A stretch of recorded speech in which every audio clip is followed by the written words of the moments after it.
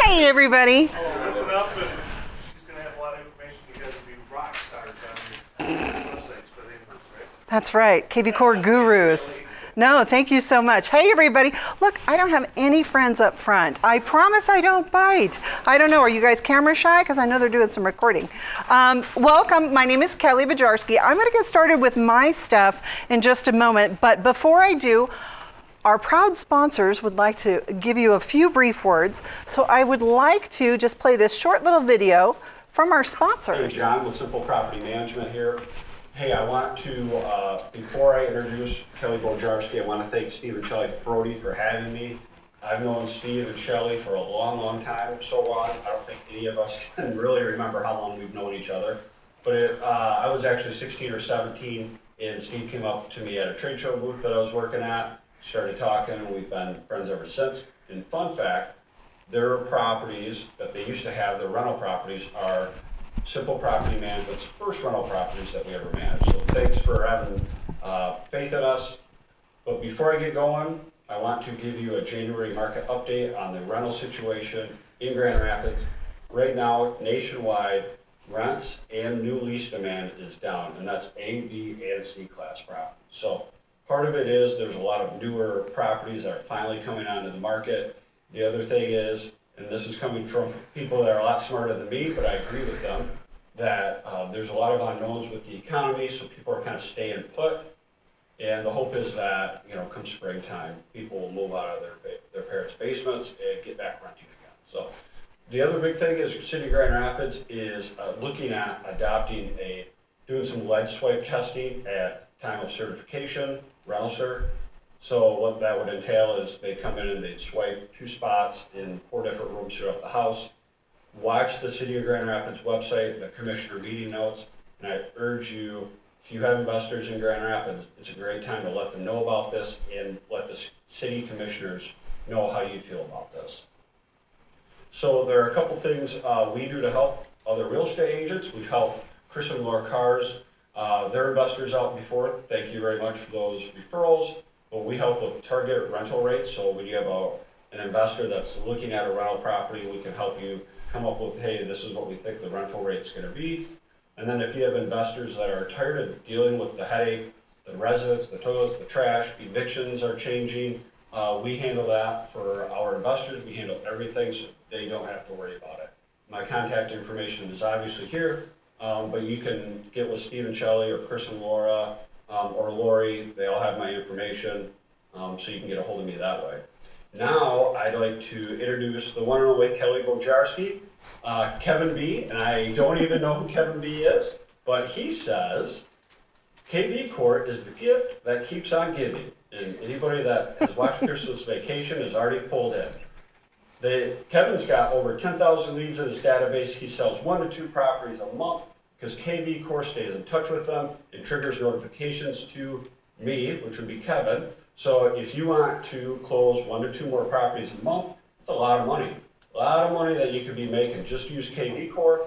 Kelly Bojarski, she lives in California. She's got over 15 years in real estate and 7 years as the director of training at Inside Real Estate. So please give it up for Kelly. Awesome. Wow, what a nice introduction. Even if it was virtual.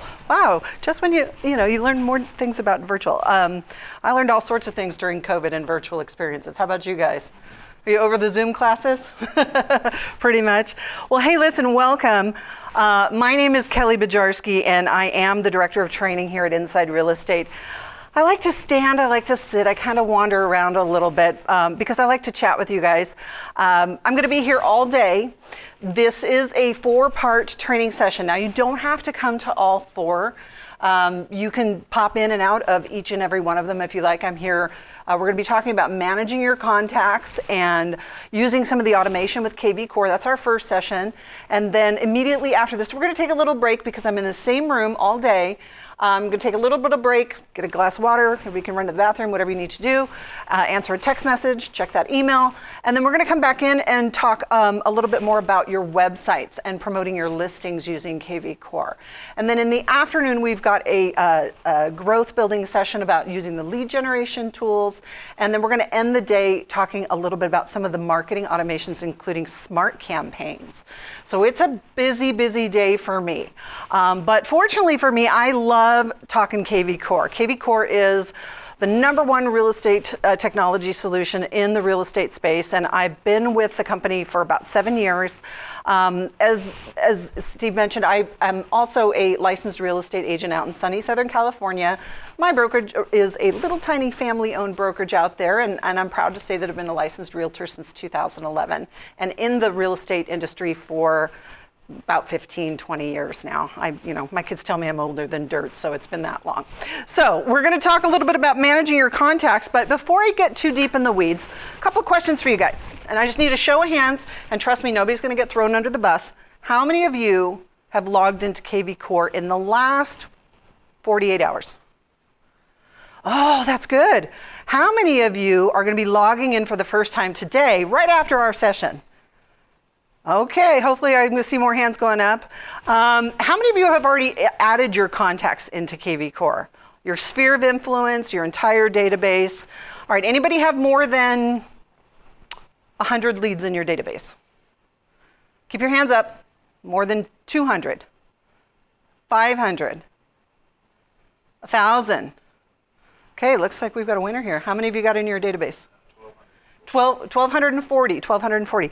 So, the industry average of from leads to closing a deal is anywhere from 1% to 2%, right? So really what that means is out of every 100 leads you have, you should expect on a regular basis to close about 1 to 2 of those leads. Okay, so sometimes it becomes a matter of quantity, right? The more leads you have in your database, the more it ignites your kvCORE, powers it up so that you can close more deals. So a lot of people that are just getting started using the platform really need to take a step back and understand how it is that your leads are organized in the platform to be able to manage those leads. So that's what we're focusing on today, is managing your contacts, understanding what kvCORE does to help you automate them, label them. I'm going to show you some tips on how to import them. I'm going to show you how to add 100 contacts before you walk out of the door today. Okay, super easy way to do that. So what we're going to be talking about primarily is really just CRM 101. Anybody know what CRM stands for? Take a guess. What does CRM stand for? Just take a wild guess. That's the best guess. It's customer relationship management. It's really how you manage your contacts, your leads, your database, your, all of the people you know. Because at the end of the day, that's what a contact is, right? It's really somebody that you either know or you haven't met them yet, right? But they're a potential client. So we're going to talk about what the client journey is, how to add those contacts into kvCORE. Anybody use the bulk import tool to get their contacts in? Was that easy? Was it hard? Super easy. There's a little wizard in there that walks you right through how to do it, right? And guess what? If you don't want to do it yourself, we'll do it for you. We actually have an entire department that just focuses on importing your leads. Now, there is some things you have to do to make sure that you're giving us a clean database. All right, we're going to talk about that too, and some of the things that need to be in there, the really must-haves. There's over 70 data points that you can actually bring into your spreadsheet when you import your leads, but you don't have to have all 70. But I do recommend there's about 7 or 8 that really need to be brought in with your database. So we're going to talk about that. I also want to talk to you about powering up those automations. That's the beauty of kvCORE, is that we have a lot of things that can be automated. What does automation do for you? What does Len, you tell everybody, you've been using kvCORE. What does having those automations do for you that's going to help you? Allows you other time so you can do other things. That's right. So you're saving time, you're saving energy, you're saving effort, right? Time, energy, effort. The quantity that is really probably one of the most valuable assets that you have is your time, right? So we're going to talk about that. We're also going to talk about how you can turbocharge your conversion process. All right, so let's talk about the ecosystem of kvCORE. It really is kind of like its own little contained ecosystem. And how it starts and how it works is there's tools that are built into the platform that are going to help you generate business. The lead generation tools in there are going to help you create a marketing strategy so you can go get leads, whether it's a marketing, a niche group, a targeted audience, or whether you want to just, try the shotgun approach and, use social media and try and bring in clients that you never would have expected might end up being leads, right? There's tools in there that you can use to nurture and convert. Those are those automations that we talk about. Those are those smart campaigns, the behavioral automation, the AI that's built into the platform.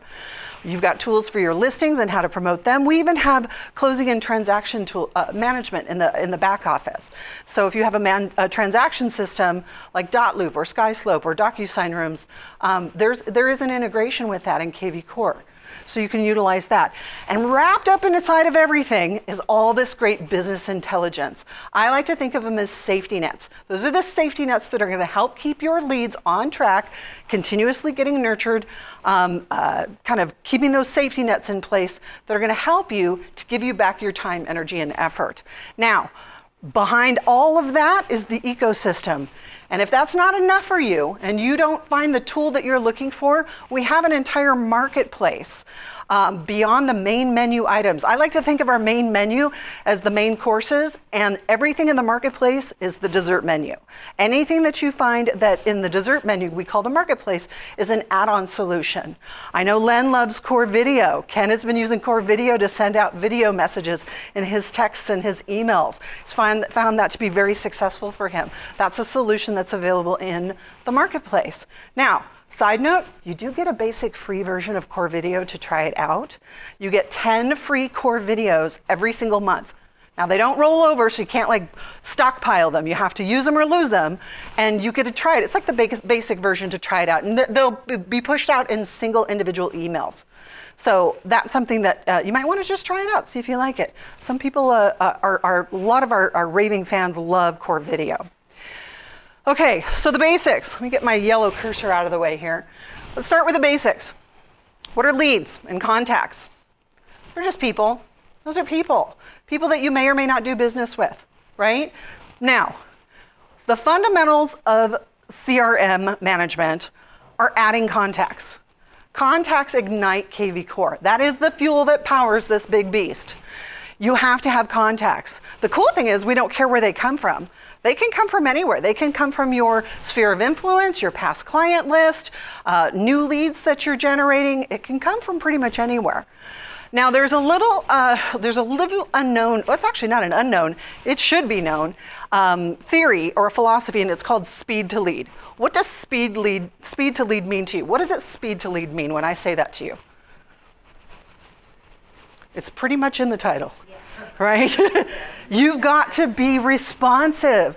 There's only so many things that kvCORE can do for you, but speed to lead is something that should always be on your mind. I see heads nodding. What does speed to lead mean to you? Yeah. You need to get that customer on the phone as soon as possible. Why is that important?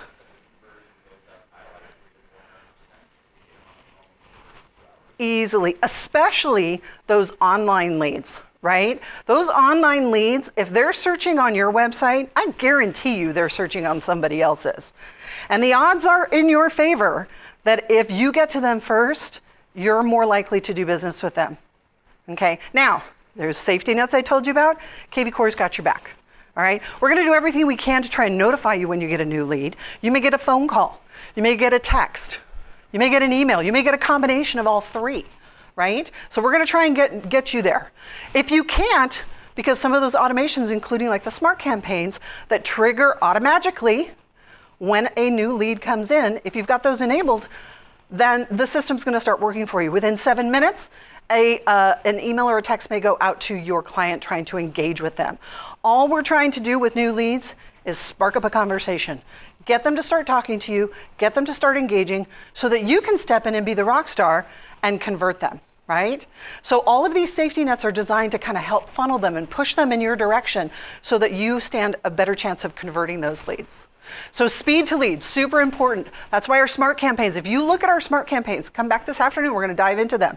You'll see that a lot of things start happening at the beginning of a smart campaign, especially when it's a new lead, because we understand what speed to lead is. That's why it's really important when you get those notifications that you should be actively doing something, okay? Consistent nurturing. Now that's where our powered up automations come in. Consistent nurturing really helps promote and foster that top of mind brandness, right? To keep them connected to you, to know your face so that anytime they get an email, that's just one more time they know that Len is looking for them. Len is their real estate agent. Len is going to be the realtor of choice. They may not be ready to do business with you the moment they walk in the door. A lot of people aren't, right? I'll tell you what, when I shopped for my last car, I started my search probably about 12 months before I was ready to buy. How early do buyers start looking for homes? And this is when they're just starting to show interest, right? But when they start warming up their intent, you need to have that consistent nurturing going on so that when they're ready to go to buy or sell, you're the person that they think of. Now, wrapped up in everything, you've got to have a good follow-up system, okay? It's because there's only so many hours in the day. What'd you have for breakfast yesterday? Bagel. What'd you have for breakfast 3 weeks ago? No idea. Exactly. That's exactly my point. Right? Do you remember? Do you have the same thing every day? She has the same thing. Well, I tell you what, that goes hand in hand with our wash, rinse, and repeat philosophy, right? The more you do things over and over again, you don't even have to think about it. It becomes second nature. And so that's where your follow-up system comes in. That's why you guys are here today, is to learn a little bit more about what you can engage with and you can bring into your automated follow-up. And just remember that there's those safety nets that are built in that kvCORE is going to help you with. And at the end of the day, to keep the cycle going, after you've got your speed to lead nurturing and follow-up system in place, it's time to add more leads. You cannot just add a group of leads and then wash your hands and be done with it. It's an engine that needs to be fueled. And the fuel that ignites kvCORE is more leads. So again, wherever you get them. Let's see, are you an agent? You real estate? Yeah, okay. Where'd you get your last lead from? From a referral or a referral from somebody you knew at work? No, a referral from someone that I've worked with before. Oh, okay, a referral from somebody in your database, somebody in your sphere. Okay, that's someplace. Anybody get one besides a referral? Online lead. What was yours? Family, okay. Family, friends, sphere of influence, absolutely. Okay, so again, no matter where your leads come from, they need to be coming into kvCORE. Even if you're not doing business with them right at this very moment, you need to be adding them into kvCORE. All right, here's the fundamentals. And if there's anything that you want to remember today, it's these 4 categories. So feel free to take pictures, take notes, whatever you need to do to remember this. But this is how contacts are organized in kvCORE. Because whether or not you're using kvCORE right now, and this is where your leads are, you do need to understand this basic concept, because this is also how a lot of those automations you combine together with these categories. This is what triggers them, depending on what combination they're in. And it all starts with a status. Okay, the status has to think of the client's journey. Where are they right now in your pipeline? Are you actively doing business with them? Are they under contract? Are they a closed deal? Are they part of your sphere of influence? Right? So that's the status that they're in. It has to do with almost a time frame, right? That's the status. Now, in kvCORE, every single one of your leads has to be in one status. They cannot be in more than one at the same time. So when Great Aunt Martha calls you on the phone and says, hey, it's time to sell the $1 million mansion I've owned for the last 30 years, you would take her out of your sphere of influence, because that's where she's been sitting in your database, and you would move her over to client, because she's going to use you to sell that $1 million mansion, right? So you might move them manually, but guess what? There's also some safety nets that are built in. So like those leads that come in a different status called new lead or prospect, those leads, when they start becoming active and start warming up and showing intent, the system will automatically move them out of new lead or prospect and push them into the active status. It's pretty cool. So it's helping you move them through the pipeline. So status. The second one is deal type, because not all deals are the same, right? You can have somebody who's a prospect type lead who is a buyer type prospect. You can have somebody who is a seller type lead who is in your sphere of influence. Maybe there's somebody who's owned your home, right? So deal types are kind of a secondary layer.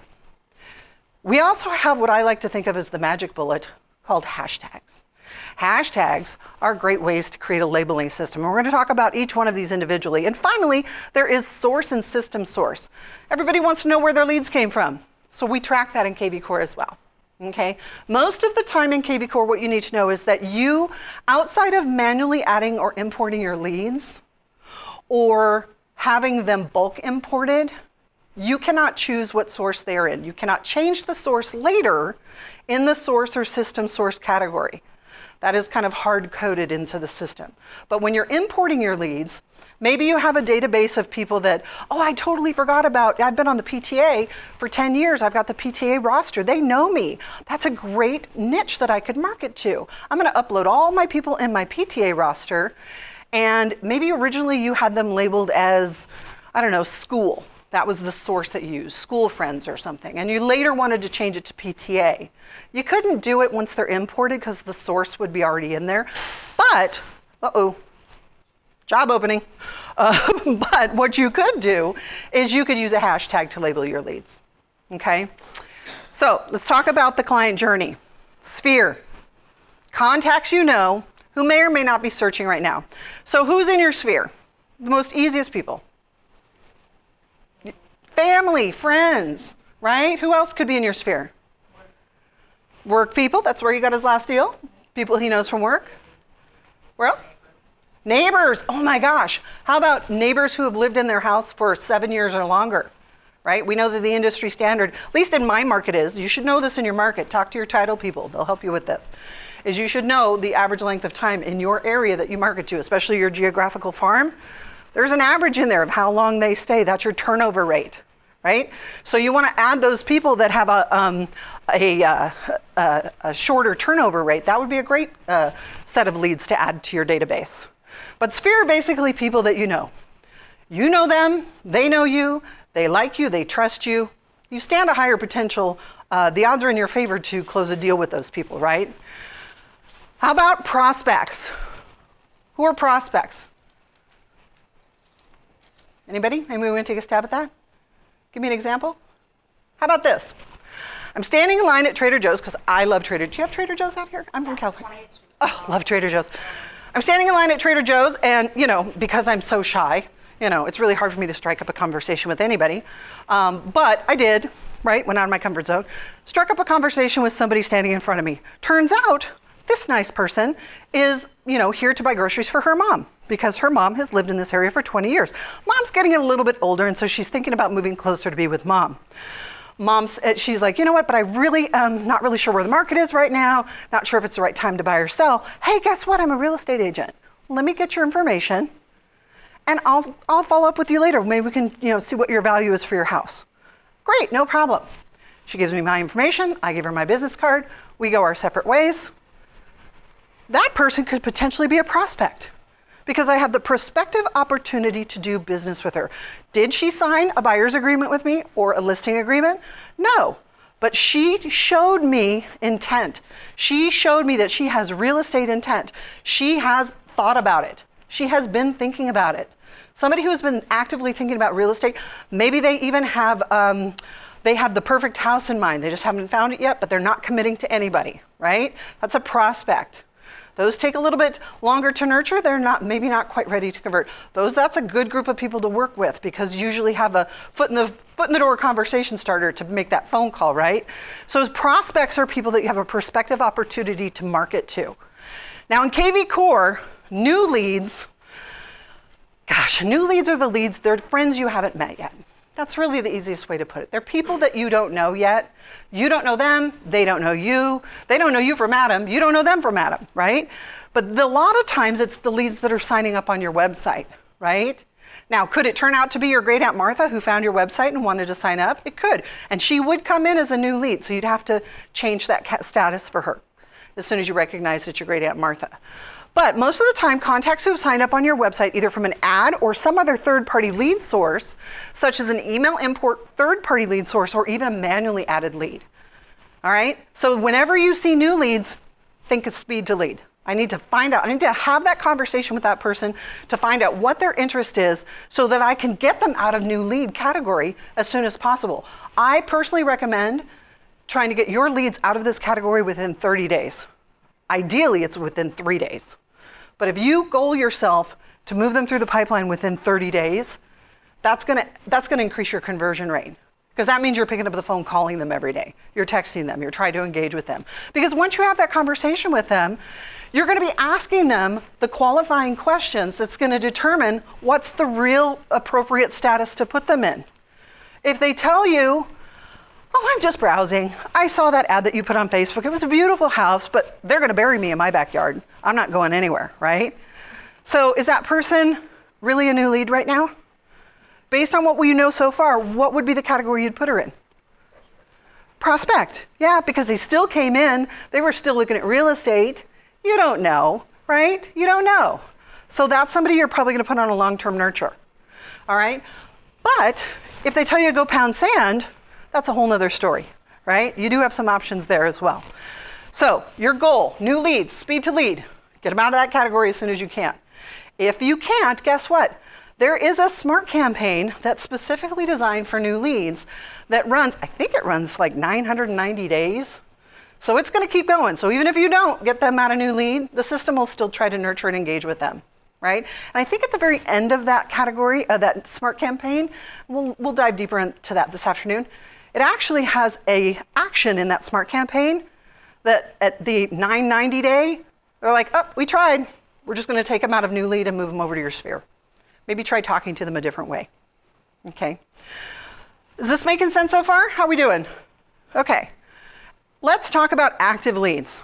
Active leads are my favorite because these are the people that are starting to talk to you. These are the people that are starting to engage with you. They are searching, they're responding to your text messages. They are searching, they're looking at properties on your website. They're starting to show warmed up signs of intent, right?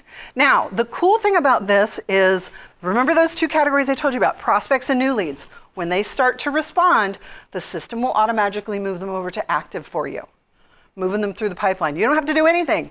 System's doing it for you. All right, clients. Clients are people that you're actually working with. Those are the people, you really don't need a lot of automated stuff going out to them, right? I mean, I know my great Aunt Martha would probably throw a fit and, you know, not send me my Christmas present next year if I sent her some spammy type email, right? So that's the cool thing about the smart campaigns and some of the nurturing is that as they start to move through the pipeline, the types, the tones, the frequencies of those communications changes. And as a matter of fact, you probably don't really want anything on going out to your clients that you haven't personally crafted for them. Doesn't mean you can't have a smart campaign. Maybe you do have a smart campaign for your clients, but it's totally tailored around what you authentically want to set up for them. All right? Sure. Going back to active leads, you said that it automatically, the system will automatically move you to that space. If they start responding, yep. So, can you elaborate on that for me? So, in what way you're saying? It takes them out of that category, new lead. That I get. Well, what will happen is, when that happens, the triggers that are in place, like for example, say they were on the new lead buyer campaign, and they were a new lead on the new lead buyer smart campaign. Well, when they get moved to active, they no longer meet the start logic to be on this campaign. It doesn't qualify them anymore, so it stops that campaign. So, And if you have a campaign that's for active, it'll turn on the active smart campaign. can you give an example? Here's an example. You boost a property through kvCORE, and anybody that's clicked on that that link, it goes. You get It squeezes them. You'll get a new. 7 new leads. Okay. That happened. Yeah. That's Woohoo! so. They'll come in as new leads. And then what are the automated things that happen if I don't do anything with it? What are some of the automated things? So what will happen is, and that's a good question, we're going to go into that a little bit later too, we'll elaborate a little bit more, but basically what happens is when somebody comes in and they start searching on your website, Depending on what you've set up, if you've set up something like a landing page or a squeeze page that you've got your own automated follow-ups, traditionally when somebody starts searching on your website, they some things start happening. Smart campaigns get enabled, and they go through what's called a data validation. They could have a hashtag applied to them if you've had that happen. So there's something like a property boost, you'll see a hashtag that's been added, property boost.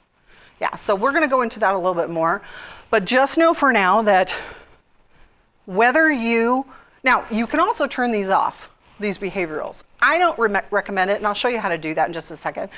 I don't recommend it because it's like pulling the safety net out, because I don't know about you, but I don't have the bandwidth in my day to follow everybody around on my website and see if they're searching properties, and then when they're responding to remember to turn them into a different status. I need those safety nets.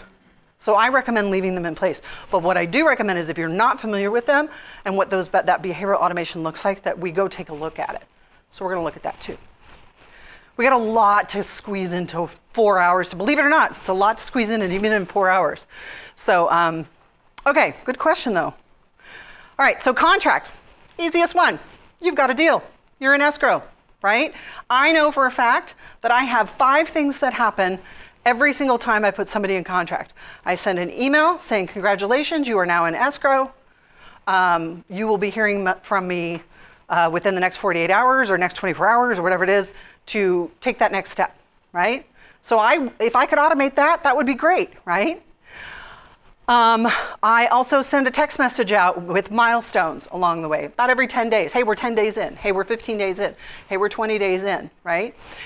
And that would be a great smart campaign to have while they're in contract. So there's campaigns that are available for that as well.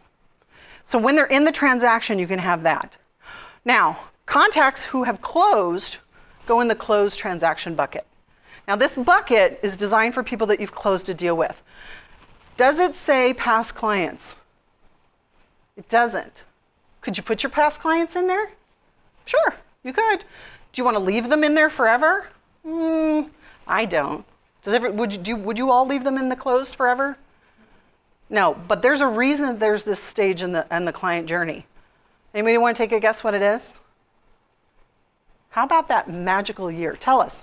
What do you think? I was going to say, that way, when they hit that close, they don't get the same emails or text messages that the prospect market. They just closed, so they have, like you said before, so much time before they're going to sell again. So Yeah, exactly. It's a valid group of people, a niche, to focus to get more business, right? I don't like to leave mine hanging out in the closed for more than a year. Now, we could argue why and why not for a long time. It's up to you, it's debatable. There are campaigns that will run for your closed. I personally recommend a year, and here's why. I call it the golden year, because there's a golden year after you transact with somebody that they remember who you are, they remember how they felt, they remember the experience, the good, the bad, and the ugly, and they're more likely to give you referrals in that first year if you keep in touch with them, if you have a process in place. How many of you have a really great listing presentation?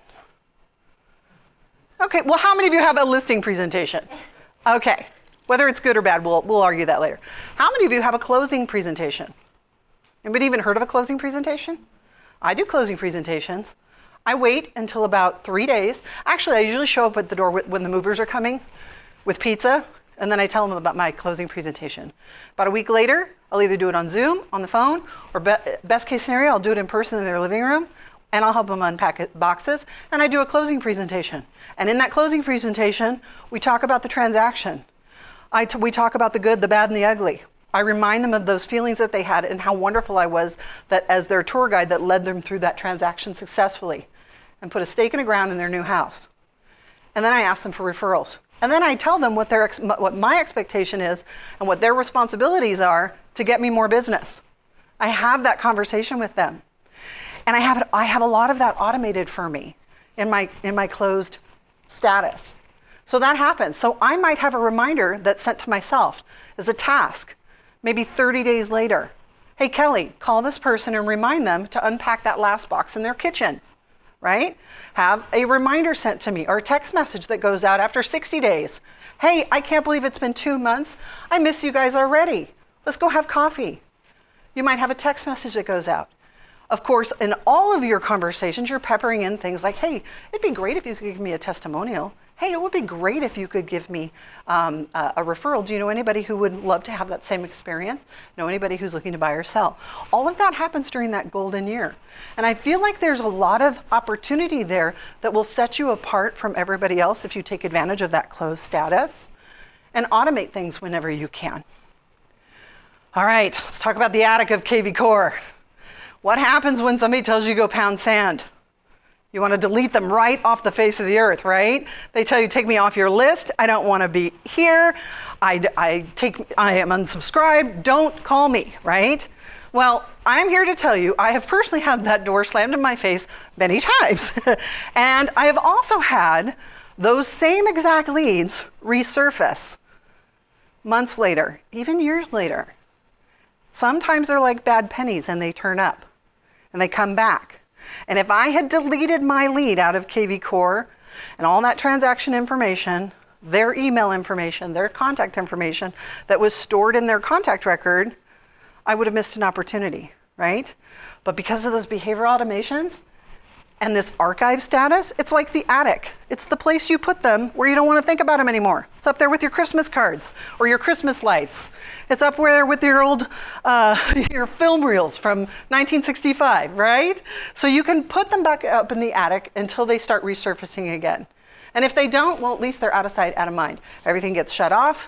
You don't have to deal with them, okay? You archive a contact that say you or and Any status. reach back out to you, the system will be like, hey, reminder, these people aren't gone, they're in your archive. Well, what will happen is the system takes them out of archived and moves them over to active. If they contact you Through the system. It has to come through the system. We don't know if they're calling your cell phone directly, right? Right. So, archived. It's that little hidden attic of kvCORE. Stick them at archived. Making sense? I tell you, I've had a lot of people tell me go pound sand, so I'm familiar with the archived. And because those behavioral automations are in place, and if they do come back after having been away from your website for like 14 days or longer, start exhibiting those signs again, those behavioral alerts will trigger again, and a text message will go out or an email trying to re-engage them. None of that will have happened if you delete that lead. Okay. Sure. So I've been wanting to delete certain clients, but couldn't figure out how. I'll show you how to delete them if you want to. It is because like they're already in my contacts as a personal contact. I know them, but when I put a Facebook post to try to generate leads, they go in and they show up As a new lead, a different type? their address, right? Well, it's because they did evaluation on their home. Right. Yeah. So I'm like, now that's You're going to merge them. You'd merge the two. that I don't know. Yeah, and I'll walk through the contact record, so I'll show you where you can do all this stuff, where you can delete. Yeah, if you happen, there's some primary ways that kvCORE creates contact records. It could be based on if they came in from your sell page on your website and they pop in evaluation. If they don't take that last step to get their email address, we'll still capture the address for you. But we don't have a name because they didn't take that final step to get the evaluation. So we still give you the address, and you might find out later that, oh, you know what, that's Sally down the street. Merge them together. That's the easiest thing to do. Yeah. Yeah. Okay. Now, everybody good on the statuses? That's pretty simple, right? It's just the timeline where they are. Now, you can move them backwards and forwards and throughout that timeline, and you might have people go through the cycle more than once because they're multiple repeat clients. What if you have an investor lead and you're working maybe on 3 or 5 possible deals at various stages? Sure. Best thing to just leave that contact? It's a personal preference. I could see the argument in Sphere because you know them, and I could also see the argument in Client. You could probably get away with either one. I personally would probably, if I'm working with them actively on multiple properties, I'd probably personally leave them in Client and then just shut off the automations for them because I'm already having conversations. The whole purpose of those smart campaigns is to get your foot in the door, right? Because once you start talking to them, you don't need that stuff anymore. Now you've taken over, you're in the driver's seat, right? Okay, but I want to table that one because you have a really good scenario for how the whole system works together with investors. Because there's no place in there for investors just as an investor, right? Not yet. We haven't got there. Client journey, deal types. All right, so there are these, what is it, five? I had to count, five different deal types that can be associated with your statuses. Statuses, one at a time, can't be in more than one. Deal types, man, you could have them in all 5 if they really fit the category. That would be okay too. You can combine them, because let's face it, who doesn't want to have somebody who needs to sell their home first, who's a seller type lead, before they can purchase their forever home and become a buyer? We want those up legs, right? So they can be both a buyer and a seller, right? So the deal type really signifies what kind of a transaction you're in, all right? And because a deal can come from anywhere, you'll see 2 categories that you may not have thought about, which is vendors and agents. We all know we've got buyers, we all know we've got sellers, and even renters, right? Renters are our best potential to convert to buyers, right? So we want to put all those people in there. But why would you put your vendors in your CRM? Your title reps, your staging designers, your home warranty people, your lawn care professionals, architects, real estate attorneys. They're what? They're your center of influence. Okay, so in kvCORE, that is sphere. That is exactly what sphere is. So you'd bring all those people, all those vendors in the status sphere, because they're friends or they're colleagues. They're your center of influence. You know them, they know you, they're likely to do business with you. You refer out a lot of business. Think about how many times you've referred out business to these trusted service providers. We refer people out all the time. In any given transaction, I make 5 referrals to somebody else. It could be for title, it could be for escrow, it could be for staging, movers, plumbers, repairmen, all of those people. So you should have them in your CRM. Now, are you going to send out the same type, tone, and frequency of communications to your vendors? No, of course not. But could you have a vendor newsletter specifically for your vendors that maybe is tailored all about why they should refer business to you? Could you mass text them once a quarter with a check-in? Hey, it's Kelly Bojarski with Bojarski Realty, and I just wanted to check in. I hope you've been getting all those referrals I've been sending you. Oh, by the way, I haven't had anybody referred to me. I hope you think of me next time you run into somebody who is looking to buy or sell. I'll tell you what, I have sent that text message, and I have increased my business that way. There's no reason for you not to communicate out and ask for a referral, because you don't know where your next deal is coming from, right? So it's about kind of that mind shift. Agents. Okay, agents. Why would we put agents in our database? Anybody? What do you think? Recruiting. That's the easiest one. Brokers love the fact that they can put agents in here, because you could have an entire smart campaign designed solely for recruiting agents. And if somebody comes to their website, your company website, and says join, and goes to that join our link or join our team link, and they sign up for a confidential interview, it could trigger this smart campaign just for recruiting. That's one thing. How about as an agent? Why would agents want to put other agents? I have over 365 agents in my CRM, and I'm not recruiting anybody. I don't have a team. It's Kelly Bojarski, solo lobo. I've been doing my own business, my own thing for a long time. I'm not recruiting. Why would I want them in my database? Hello, referrals. Market your property to them. Exactly. I'll tell you what, I even have other categories within my agents. I have a little list called agents I love to work with, agents I don't love to work with, right? So I like to track that kind of stuff. Because if I had a fantastic experience with an agent who happened to be maybe an up-and-coming top producer, maybe my company offers some sort of recruiting bonus. Maybe I want to try and help bring them over to City to Shore, right? What if I wanted to start up a team someday? 2 years from now, I'm planning on starting a team. Now you've collected a whole database. What do you do with all those cards that your sellers collect when you have a listing that end up on their kitchen counter? What happens to those? Ground file, right? Most of the time, the seller tosses them in the ground file.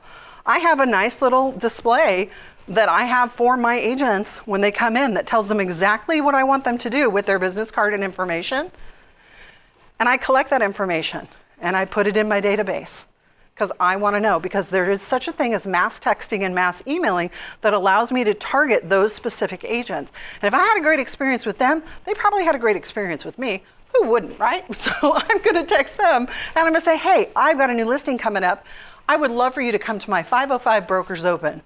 So right when that 5 o'clock hits, I want you to head over to my Brokers Open. I'm going to be serving cheese and charcuterie boards, and we're going to take a look at this beautiful new listing I have. So that's why you want to keep everybody in your database. Quick question. You might have covered this a minute ago, but you've got vendors, you've got buyers, sellers. You have a way of attaching vendors to the buyer and seller to keep track of which client pools go with each vendor type.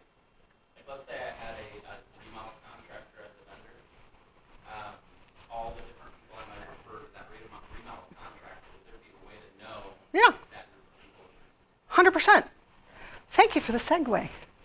Let's talk about hashtags. I swear I did not plant him. I swear I did not. Hashtags, the magical hashtag, okay? So hashtags in kvCORE, they help you create your own category.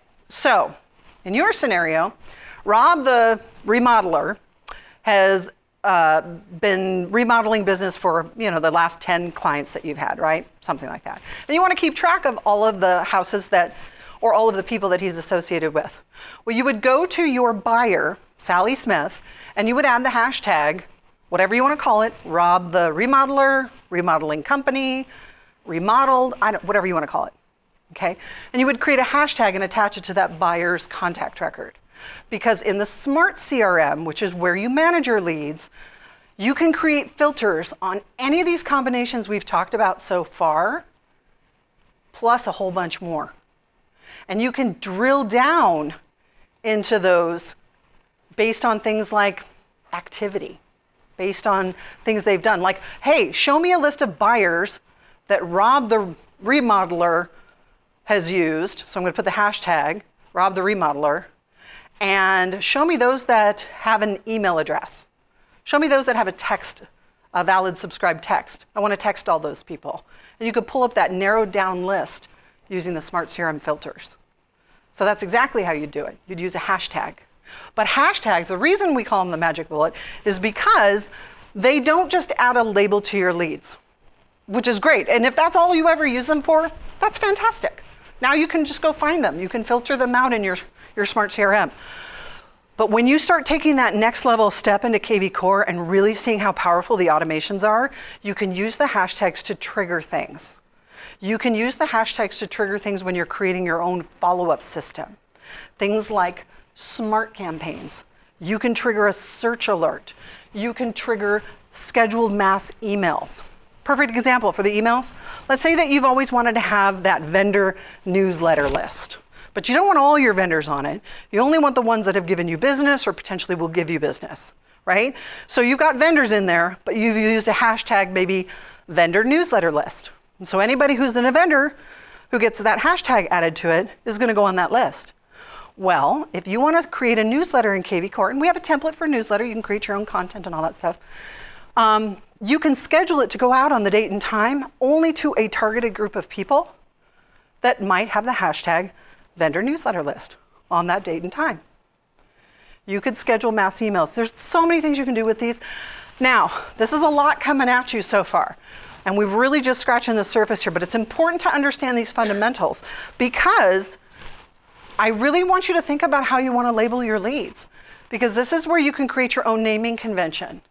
And I've known agents who I have trained on kvCORE that have come over from Top Producer or Follow Up Boss or Brian Buffini, wherever they come from. Maybe they just had sticky notes on their desk. When I started real estate, this is how old I am. I had a beautiful color-coded system of sticky notes on my bulletin board at home with my hot leads, my cold leads, my ready-to-buy leads, and my ready-to-sell. 2 minutes. Okay. And what that did for me when I transitioned them or anybody else into kvCORE is I didn't want to give up that naming convention. Hot leads, cold leads, ready to buy. I just created a hashtag for them. So I added the hashtag hot lead, cold lead. Now I still have to use status and I still have to use a deal type. But now if the only thing I want to do is filter them out by hashtag, I can do that. Here's some examples. Pool home buyer. Hot leads, cold leads, that's a zip code. People who are looking in that zip code. First time buyer, needs credit repair. Agents I like, agents I don't like. So you can even, here, in the few previous slides, you had closed, and you were talking about how you want to still nurture them. Yeah. You could create a hashtag for Past closed. clients, closed past clients. How about closed past client 2022? Closed past client 2023. Yes. Yeah, you could go as crazy as you want. Now, you don't have to use hashtags, but I love them. Now, statuses, one time, one and done, only one at a time. Deal types, buyers, sellers, renters, vendors, agents. You can have as multiple deal types. Hashtags, you can have 100 hashtags on one contact record if you want. Not a problem, okay? Just one thing to remember is it has to be all one word. And you do not need the hashtag. Don't put the hashtag in there, okay? You don't need a hashtag. All right. We are running over a little bit because we got started a little bit later, so I'm going to pause right here in case anybody needs to get up, take a break. If you want to go to the next, I know there's some other sessions as well. I'm going to start up here in another probably 3 to 4 minutes, maybe 5.